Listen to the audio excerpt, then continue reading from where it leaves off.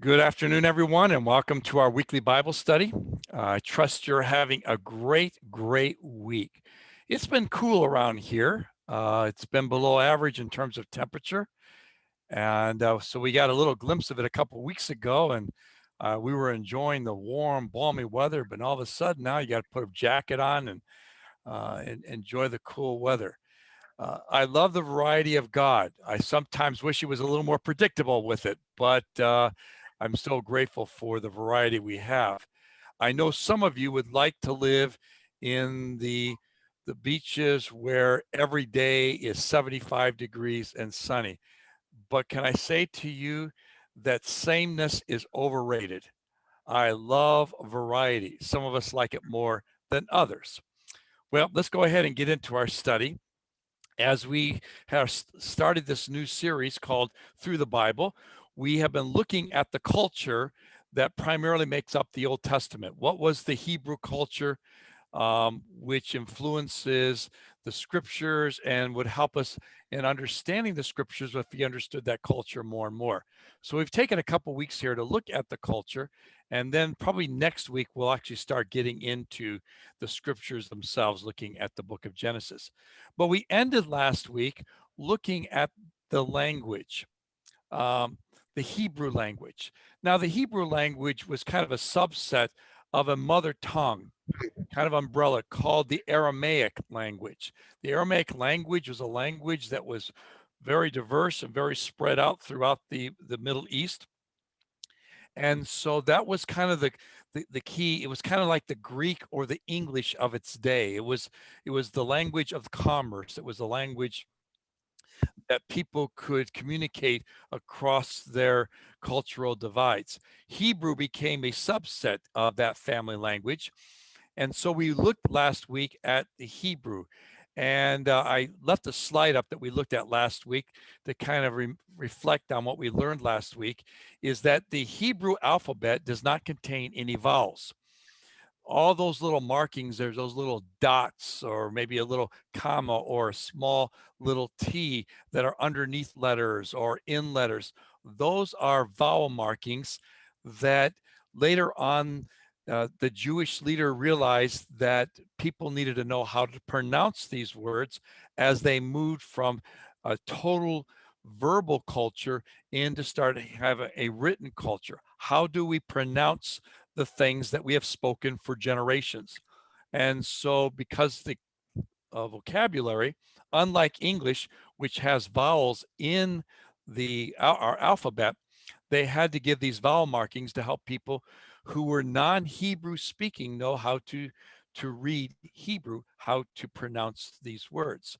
And so that's what we were looking at. And we talked about the fact that the Hebrew language has a very limited vocabulary. It's not as verbose in terms like Greek or English is. English actually has one of the largest vocabularies of all languages in the world. And I think primarily it's because we've had so many different cultures influence our English, and we have brought so many different words into our dictionaries.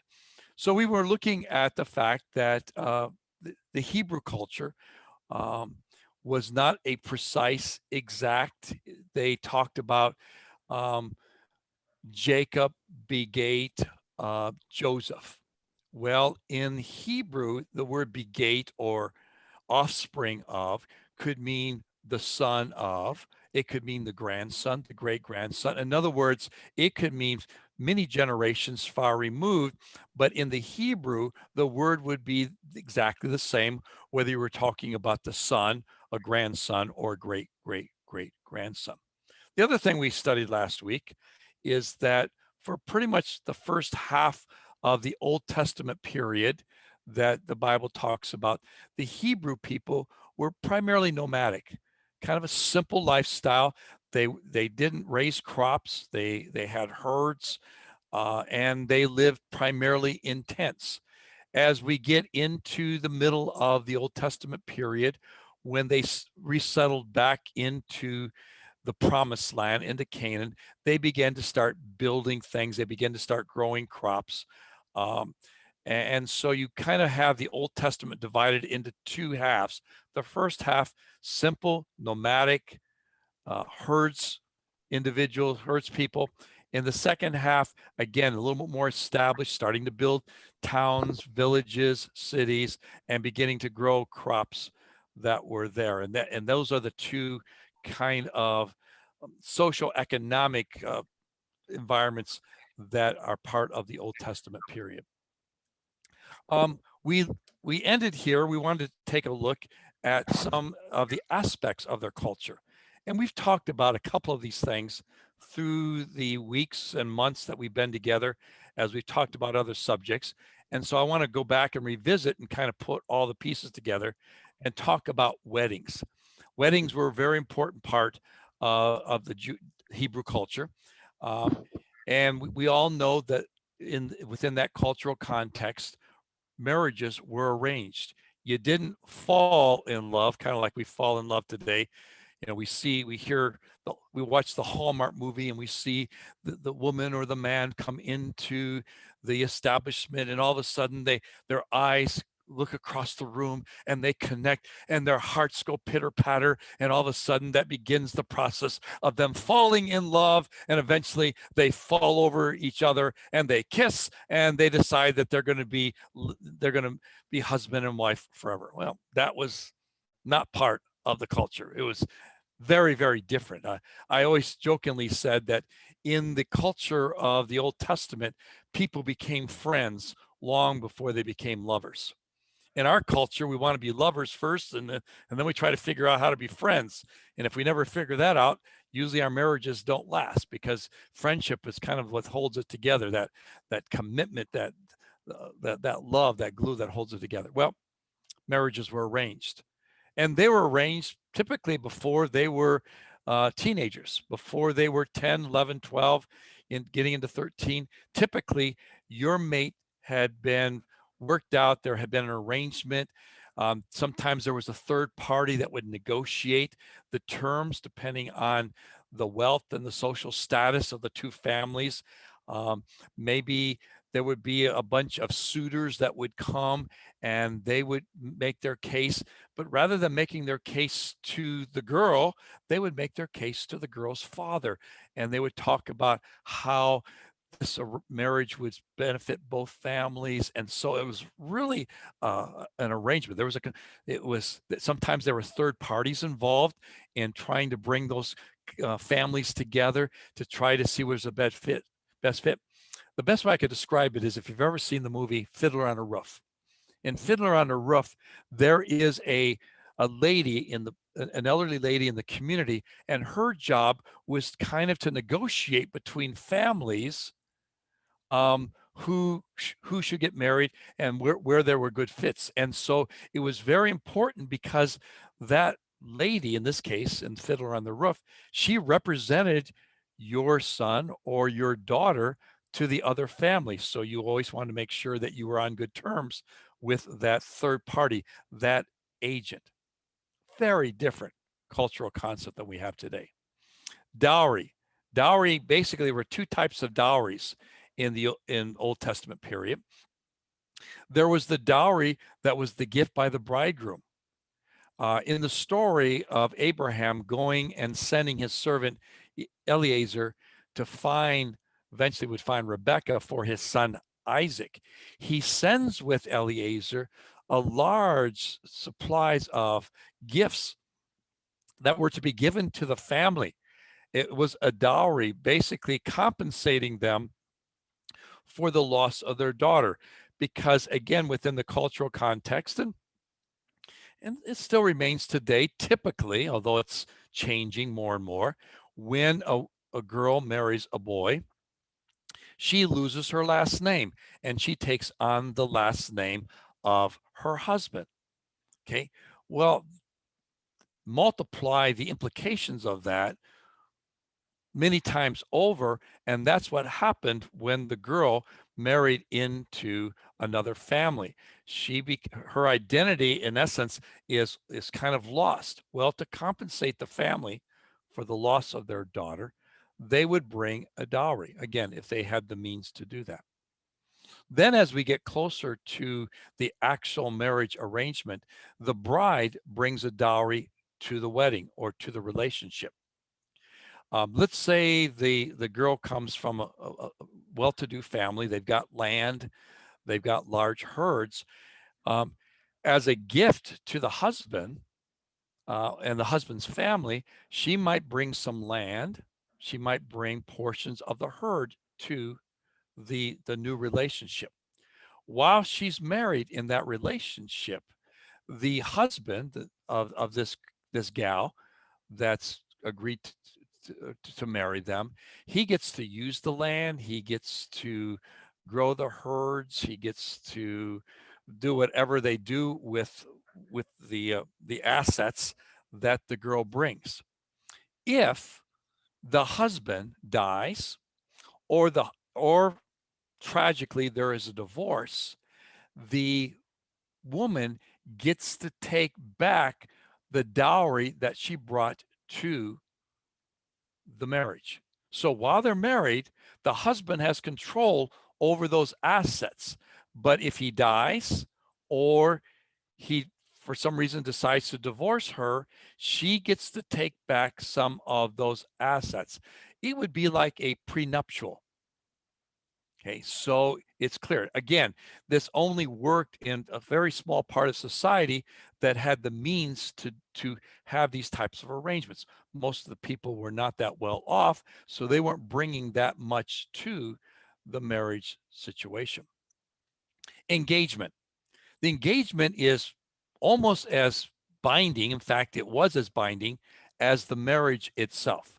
So once there is an agreement between the parties for this boy and this girl, they're going to get married, then they reach the point where they announce the fact that they're going to be engaged. So there's arrangements that's taken place maybe many years earlier. Now to the point where they're ready to become man and wife, but they don't get married right away.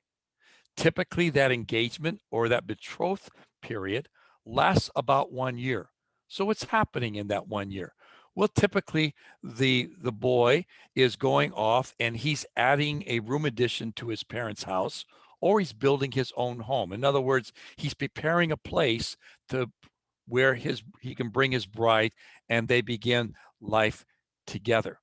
And again, an agent many times is involved with that. There's a third party that's involved with that. That engagement, when that announcement is made, in essence, the marriage process has begun. And so even though they're not technically married, from a cultural point of view, that engagement period is as binding as if they were married.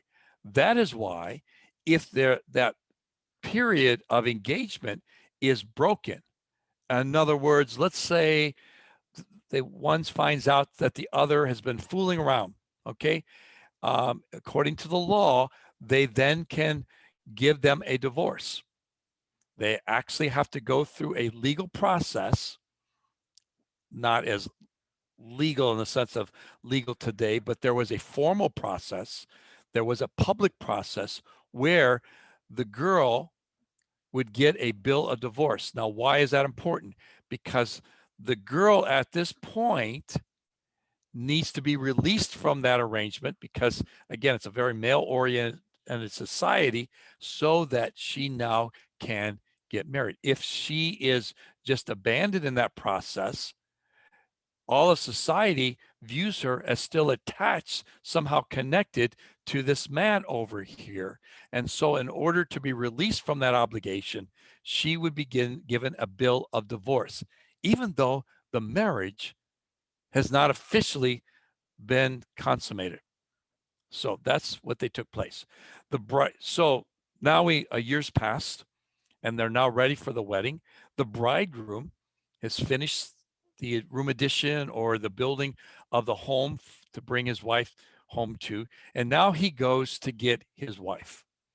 Again, picture small villages, not large cities like we have today, small villages. And he might be living on the outskirts of town. He might be living across town. but this is a short walk. And he now goes accompanied by his friends. There might be musicians and singers. And because a lot of times this happened in the evening, because nightfall began usually around 6 p.m. You're close enough to the equator that even in the summertime, the sun was down between 6 and 7 p.m. So after a day in the fields, and people want to participate, they would do things in the evening. And so they would have people carrying torches along. Once the bridegroom has gone and retrieved his bride, okay, now the whole party goes back to either the bridegroom's house or his father's house, and they throw this incredible party. It's at that point that whatever religious activities, and of course that got more complex as you went through the Old Testament period. Once the ceremony was conducted, then they basically opened it to the town and they had this incredible party. That evening, they would consummate the marriage. So up until that point, there were formal / legal obligations, but the marriage was not officially done just because they said, I do.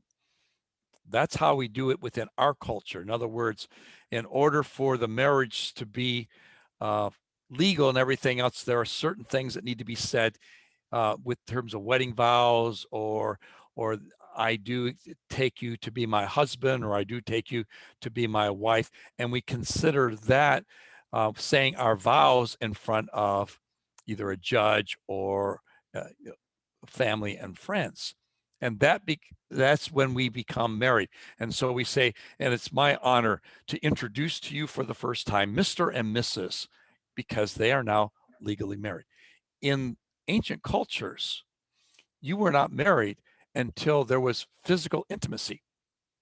We call that the consummating the marriage. And so they've had this party. They now consummate the marriage, and then they continue the next several days with family and friends celebrating the marriage of this young couple. And that's how things went. Now, that was the marriage side. Divorce, as we said, happened. Divorce was allowed in the law. Took place before the law. It's unclear how they handled the separation of people. It may have been that if I was upset with my wife, I'd go get a second wife. Because when we talk about divorce, unfortunately, only men could divorce women. Women could not divorce men. Kind of a sad commentary, but that's the way it was. And so within the law, to regulate and give some structure and actually protect women, really that's what the law did. It protected women and their rights when it came to this institution called marriage. It says there in the law that if the wife had lost favor in his eyes because he has found some uncleanness in this, or she became unclean to him. Now, the rabbis spent decades, centuries arguing, what does this really mean? Does this mean that if I'm not happy with you, you don't, you're not appealing to me physically? Is that what it's talking about? Is it talking about that the wife was not fulfilling her responsibilities, which would have been child rearing or maybe providing the food? Or, the joke is if she burns his toast, he could file for divorce. In other words, it got ridiculous after a while because people were using this as a reason how to get out of relationships and not working at maintaining them and growing with each other. The intent of the law was to discourage divorce, not to encourage it.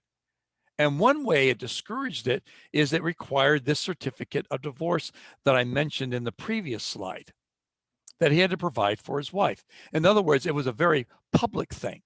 And this certificate of divorce then released her from any obligations to her husband so that she could be married again. She could remarry.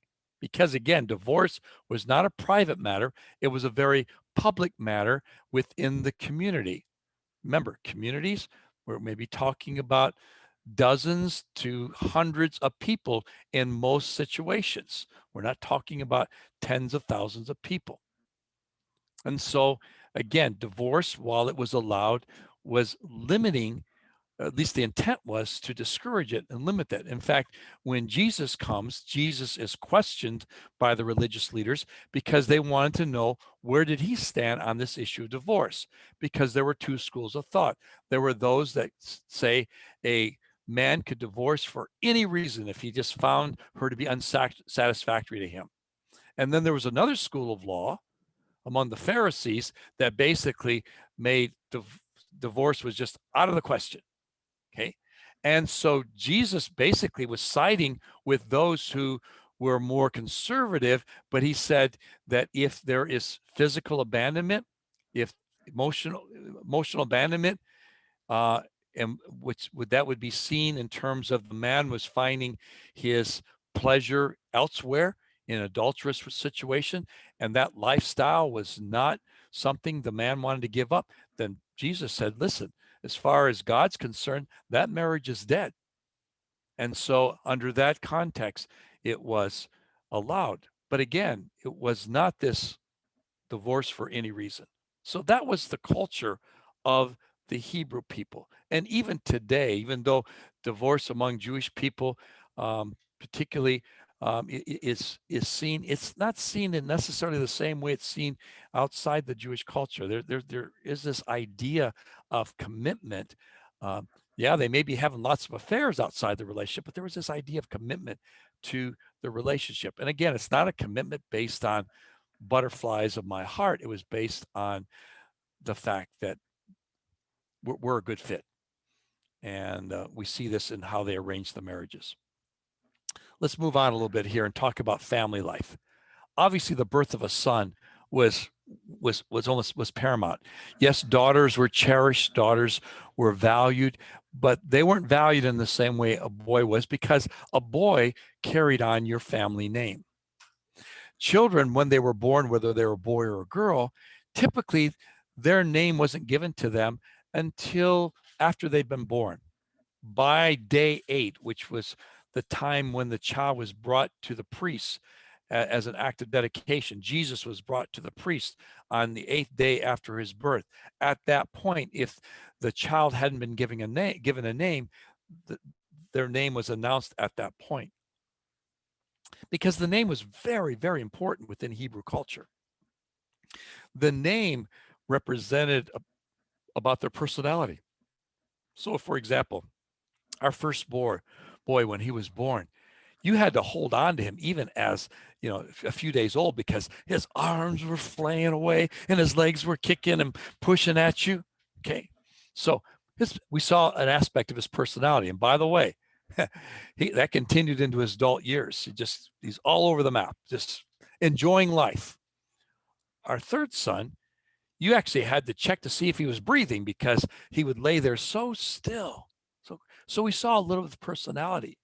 And so if names are important because they speak to the child, it would be important to see what the child is like.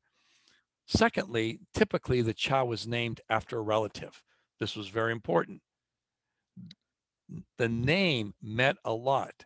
In fact, if you ever study biblical names, they usually stand for something. So a name may be strength, or a name may be peace. And so these names become very important. And so you had lots of Jacobs and lots of Judases, although we don't call kids Judas today because of what happened in Jesus' time. So they were named after a relative. Funerals were just intense experience. It was important for the family to show its emotion. Now, I have family members that are Scandinavian. I actually have a German background here, and Northern Europeans are not known for their ultra expression of emotion. Southern Europeans tend to be much more expressive.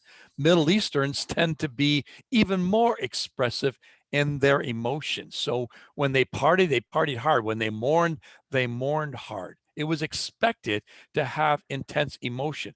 In fact, if you could afford it, you would hire professional mourners to express the sorrow of the family, because you might be emotionally spent, but it was important that you have mourners there.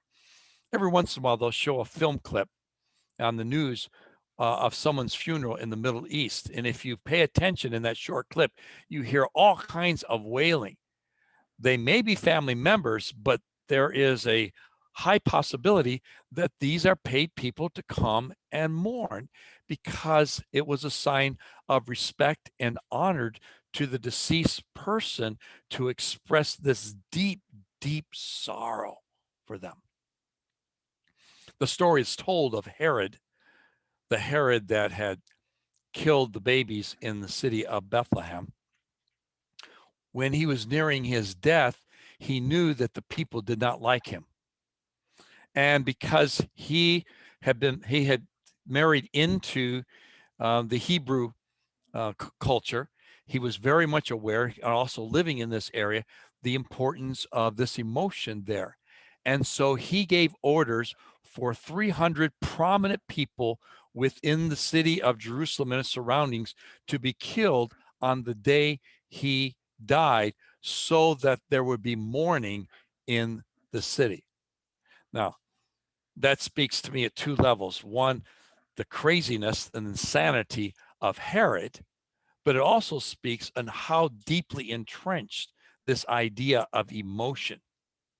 Now, we all know that the expression of emotion is important. We all do it different. Some of us kind of hide it inside. Others of us are much more demonstrative in terms of how we express it. The reality is we're all emotional beings, and we need to process it in a way that brings health to our lives.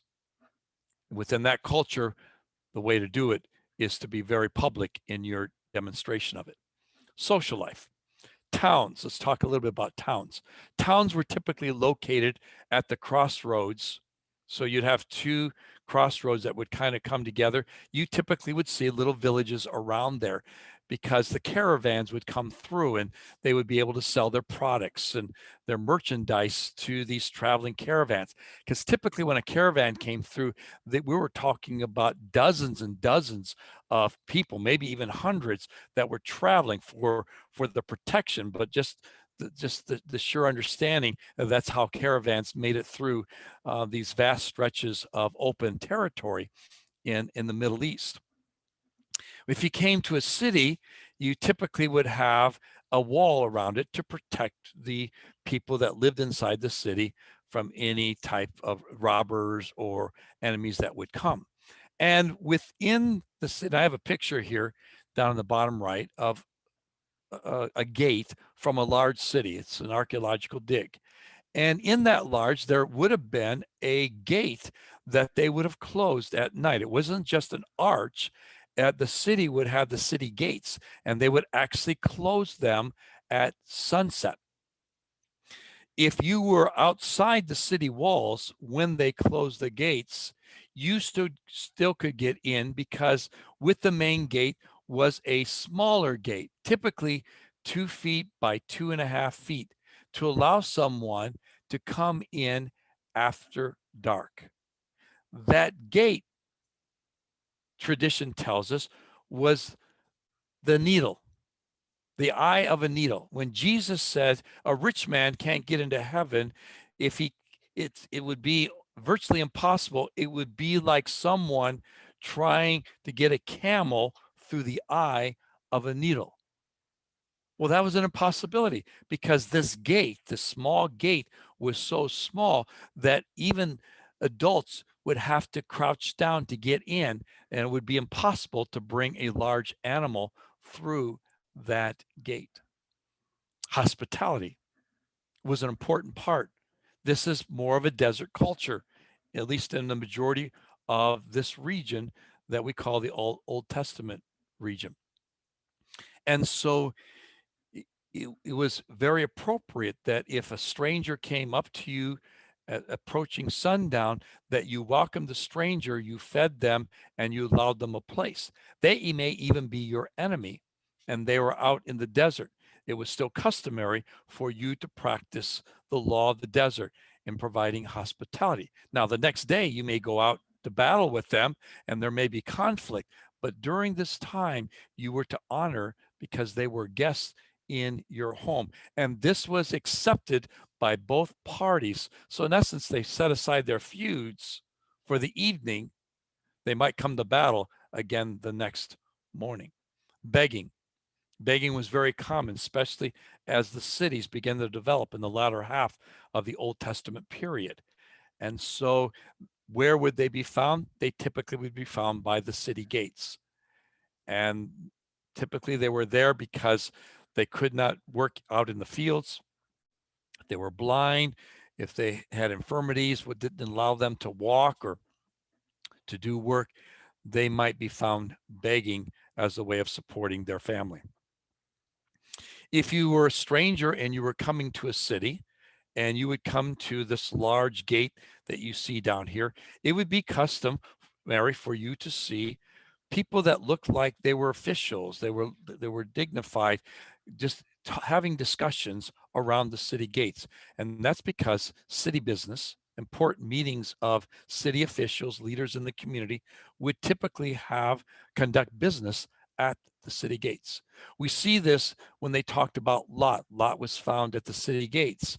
It wasn't because he was just hanging out there.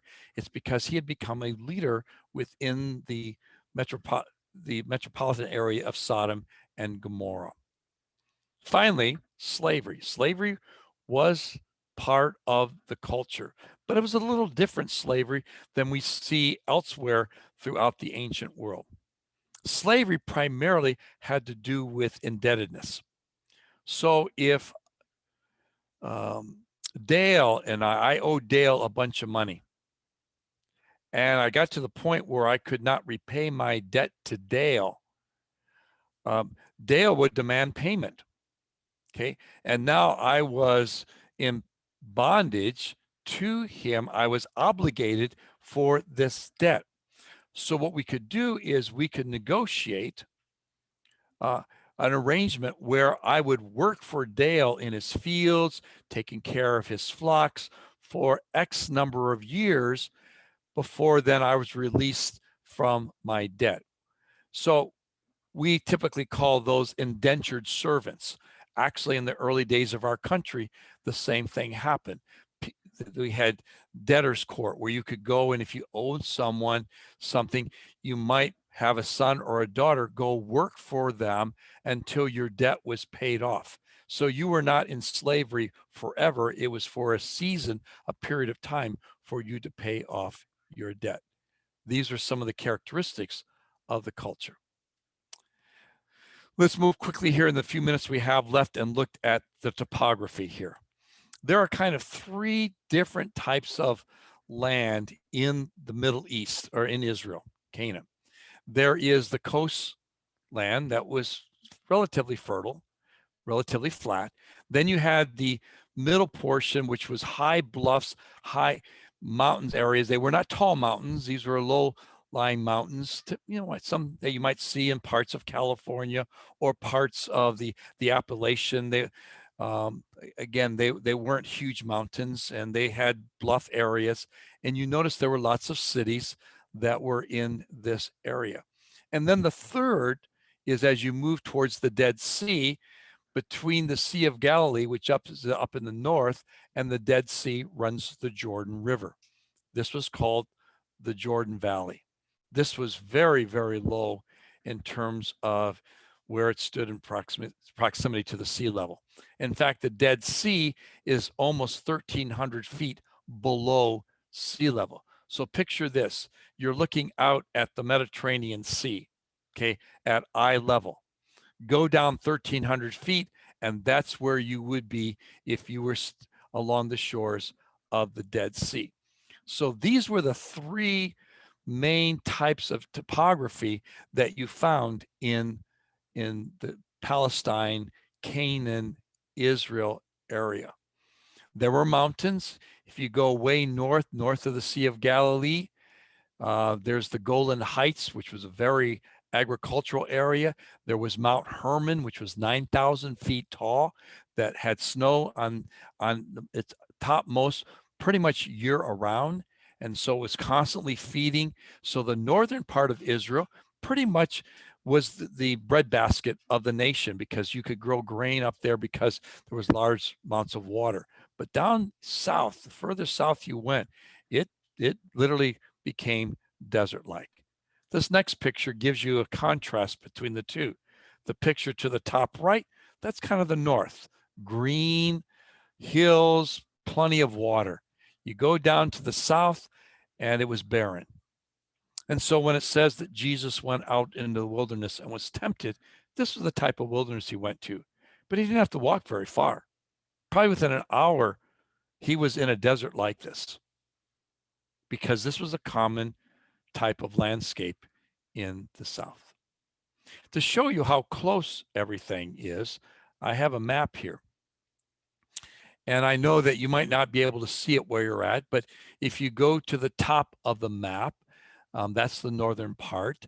Up there is a little body of water called the Sea of Galilee. That's where Jesus hung out when he kind of was resting from his labors. He did a lot of ministry up there. And so let's see how far things are, because that's where he lived. So how far would it take for him to go over to Canaan, where he performed his first miracle? Well, that was 16 miles removed. So he easily could do that in a day or two, because you can walk about 2 to 3 miles per hour. So in 8 hours or less, you could walk from Capernaum, which was kind of his headquarters by the Sea of Galilee, over to Canaan. Or he could go back home to Nazareth. That was 20 miles, okay, 2 to 3 days. Jerusalem, he would go down to Jerusalem once or twice a year during his ministry. That was 85 miles. That could be done in a week. So, and we're talking about walking. We're not talking about driving. So everything is really close here. Or what if your headquarters was Jerusalem? Jerusalem is down near where you see Benjamin. If you can read Benjamin, Jerusalem is in that area called Benjamin. Well, Bethany, which is where Lazarus, Mary, and Martha live, it's 2 miles. It's less than an hour of walks away from Jerusalem. Bethlehem, where Jesus was born, it's only 6 miles. Something that easily can be done in a few hours walk, even if you're walking slow. And to even get to the Sea of Galilee at the southernmost point is only 70 miles. Again, something that easily could be done in a week. The purpose of me sharing this with you is how close things were, so that when you read a story that says, and the armies of Israel went to battle against the Philistines, they were probably only traveling hours by walking before they engaged the enemy. They were near home. Things were close in proximity to each other. The climate, what was the climate? Basically, it's warm and sunny. We've already said that the highest point is Mount Hermon, which is 9,000 feet up. The lowest point is the Dead Sea, which is almost 1,300 feet below sea level. Most of this region did not have rain for 5 months. And so rain was incredibly important. So in the spring, you had your growing time, because those were the early rain when they would come. Harvest would come in May and June, so a little earlier than what we might see around here. And then the autumns, but before the final harvest, you'd have the latter rain, and the grapes, the olives, the figs, the fruit would primarily mature in this time. I close with this map. This map pretty much encompasses everything that's discussed in the Old Testament. So whether we're talking about the Assyrians, they're kind of right in the middle of this map. You can see a little dot called Nineveh. That was where their capital was. Or if you're talking about the Babylonians, they're a little further south. The Chaldeans, they're Babylon. That was the capital there. If we're talking about the Syrians, that's north in the Lebanese mountains. Okay. If we're talking about Egypt, it's over there where the Israelites were for 400 years before they left Egypt and went back to the promised land, back to Canaan. Okay. We see Persia, which was the story of Esther and even Daniel is part of that. That's to the east there where modern Iran is today. This is the land that made up the Old Testament world. And this is what we're going to go on a journey for the next several months as we talk about important events, important people that live, that have had influence centuries after they lived on the world, on even those of us who are followers of Jesus Christ today. So hopefully this gives you a greater appreciation for the lands and some of the cultural aspects of the Hebrew nation. And as I said, next week we'll begin looking at the Old Testament itself, looking a little bit at its structure, and start getting into the book of Genesis. So let me close our time in prayer, thanking you again for being part of our Bible study this week. Lord, we thank you that you revealed yourself first through a group of people that we known as the Hebrew. Don't know why you did that. Don't know why you didn't pick another group. But Lord, I can ask the question, but that's something you did. And I am thankful and grateful for that because it was through them I get an understanding of who you are. I also understand that through the Hebrew people, you came in Jesus. And so we have a greater understanding of who you are, God. As we've studied a little bit about the culture, Lord, it will give us greater appreciation for what your word says about how you worked with these people called the Hebrews. So, Lord, just help us through our time of study. Go with us now, Lord. Keep us safe. And Lord, as the weather warms up, Lord, may we be able to get out and enjoy your creation. I pray a blessing on all of those who are in the Bible study today. Bless them, keep them safe. In Jesus' name we pray. Amen. God bless you all and have a great day. And we'll look forward to seeing you next Thursday. God bless.